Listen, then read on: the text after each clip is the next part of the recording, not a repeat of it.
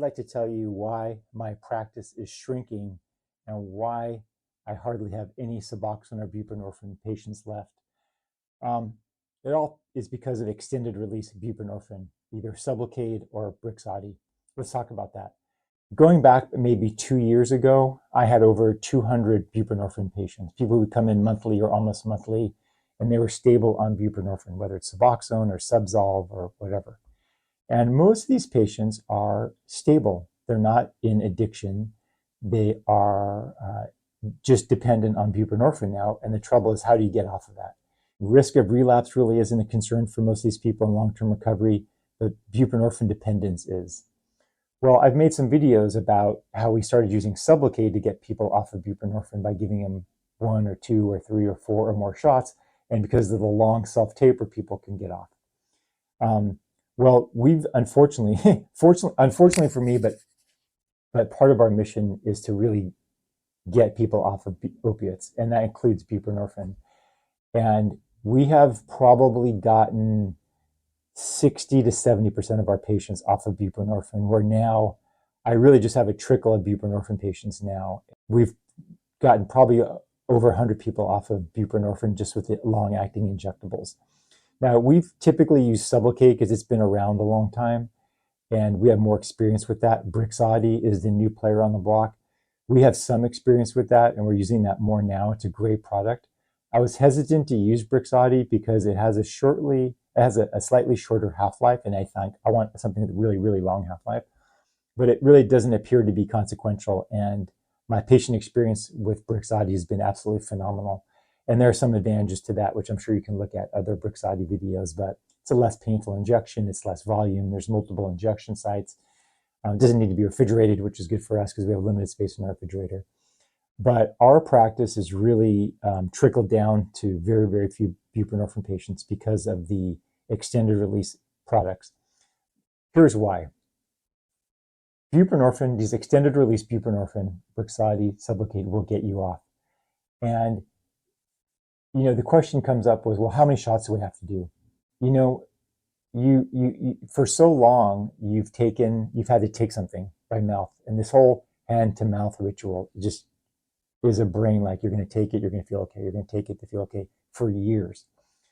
So when you give someone the shot and you're like, okay, you're good now, their brain still thinks, I'm not okay, I haven't taken something. So the first month really is just people coming to peace with the fact that they're okay. You know what? I'm not in withdrawal. I don't have any cravings. I guess I'm okay. So even though some patients could do just one shot that lasts a month, but obviously lasts much longer, sometimes it's nice to have a couple on board because it takes people a while to get into that belief and that new narrative of they're okay with not taking something, just the head game of it.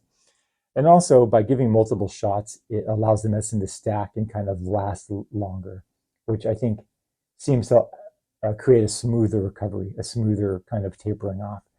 So really, it's not that the medicine doesn't work. It's early. It's that people need to get into that new headspace of not taking something. It's a new habit to develop. The products build up over time. So my patients who are on a low dose of bup, like say a milligram, half milligram, they do fine with one shot. But I had come out some time ago with a video that said the first shot doesn't work that well. I should clarify that. The first shot may not work well if you're on a really high dose. People like 16 milligrams and north of that, they sometimes don't get a great first month, and they have to supplement with a sublingual product. If you're opiate dependent right now, either on Suboxone or you're on other opiates, I would really encourage you to get onto buprenorphine short term, and then get on these long-acting injectables. Talk to your provider. Again, you can do 1, 2, 3, sometimes 4, sometimes 5, but you can do a number of these shots and just taper it down, and it goes remarkably smoothly.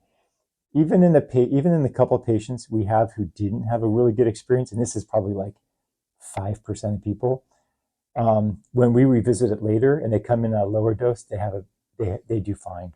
So I really think that these extended release buprenorphine like Brixadi and Sublocade are essential and pivotal in getting people off of buprenorphine. So if you're on buprenorphine or you're on an opiate, a lot of people are on opiates and they want to do Suboxone, and I get that. But get on the Suboxone just long enough to get on one of these shots. And that's really an integral part of our detox program now is we have hardcore fentanyl users come in. We'll detox them a few days really comfortably just to get them on Bupe for a day or two and then give them a shot and then they're good, you know. We can talk more about that later. Please send your questions in the comments. Thanks for listening. And thanks for learning why our Suboxone program is getting smaller and smaller and smaller.